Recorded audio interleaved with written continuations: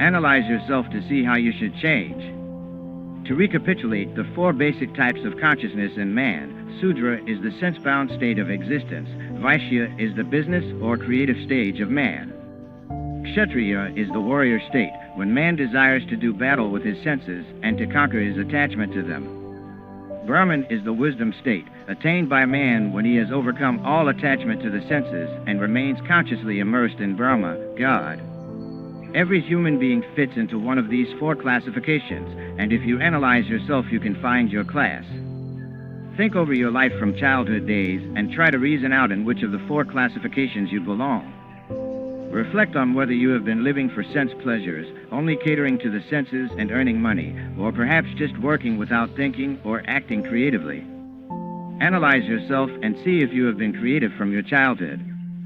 Some children, for example, think readily along mechanical lines and want to open up and take apart things so that they can put them together again. Others show the greatest pleasure in drawing or in playing or listening to music. It is not necessary to be an expert or a prima donna in order to consider that one has shown signs of creativity in this life. Even a nonsensical song such as "Yes, we have no bananas" is a product of a creative mind.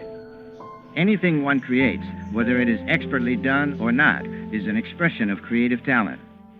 A flair for writing novels, or for acting, or for wood carving, or for painting, or for music, or for working with machinery, if exhibited early in life, indicates that you are probably in the Vaishya state in your past life. Husbands and wives should not ridicule each other's or their children's creative tendencies. It is a sin against the evolutionary process of God to try to suppress another's creative spirit. Ask yourself if from childhood you have always tried to perform actions in accordance with the guidance of your conscience. Were you constantly watching your actions and trying to correct yourself when you were wrong? Did you have that struggle within from childhood? That reflects the third or Kshatriya state. But if from childhood your thoughts have always been of God, you have entered the fourth or spiritual state of the Brahman. Recognition of your belonging to one of the less advanced of these four types of mental attitude should not discourage, but encourage you.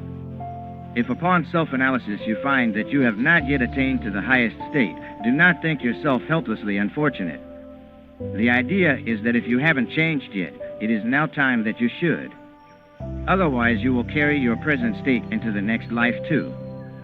When death comes, you want to feel that you have passed that particular grade of life and that you are free to go on to higher grades. Therefore, you should change your life now. Analyze yourself and learn what you were before. Then you can begin to remold your life more ideally. Learn to check your moods. The violent feelings you may experience in the present were all created in the past. If it were not so, why is it that some children are jealous from the very beginning, while others in the same family are calm and loving? There are children who would strike you if you were to tell them not to do a thing. Others are quietly obedient. Another child may steal. Why? These traits are simply outcroppings of prenatal tendencies created in former lives. I was once given a little baby to hold. I almost dropped it, for God suddenly revealed to me that that baby had been a cruel murderer in a previous life. But ordinarily, the past is a closely guarded secret. You may discover the true details only if the Lord wishes you to know them.